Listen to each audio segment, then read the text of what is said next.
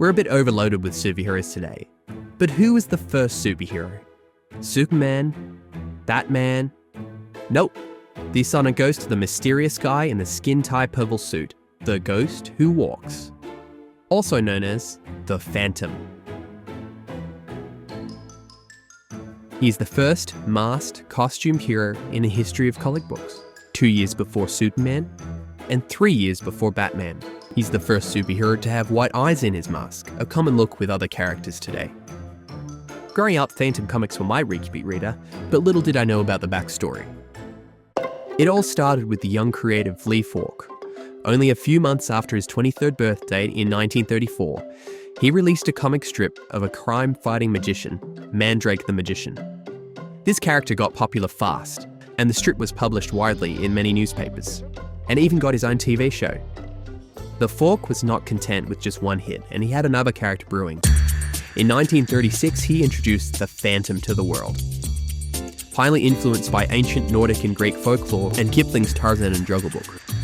In one of his early interviews, Falk described the development of the character. He says, "For the first few months, the Phantom was intended to be Jimmy Wells, a wealthy playboy who fought crime by night in a mask and costume. This was, of course, several years before Batman and Superman. In the midst of the first story, I suddenly got the other idea.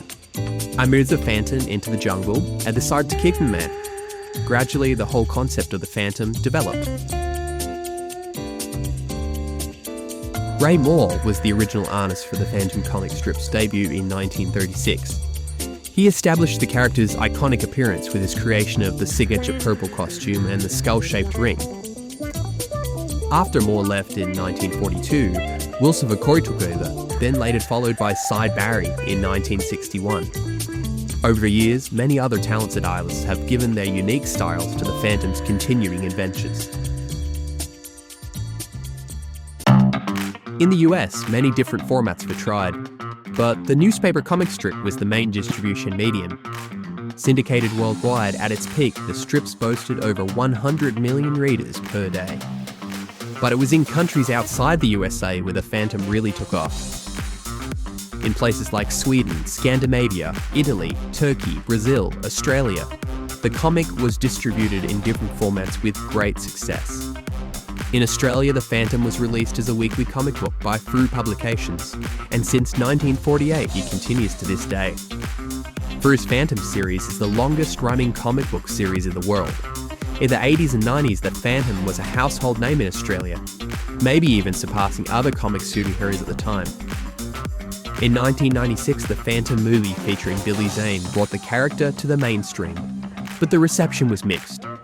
Some fans loved it, and those new to the Phantom maybe didn't understand the appeal. One thing is certain, if you watched it as a kid, you'll still be scarred by one scene in particular. If you know, you know. One positive result of the movie not taking off means the Phantom is being relatively unharmed by the Hollywood system.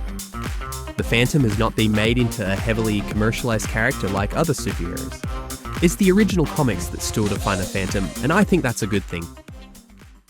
With nearly a century under his belt, the Phantom remains as one of the longest-running comic book characters in the world.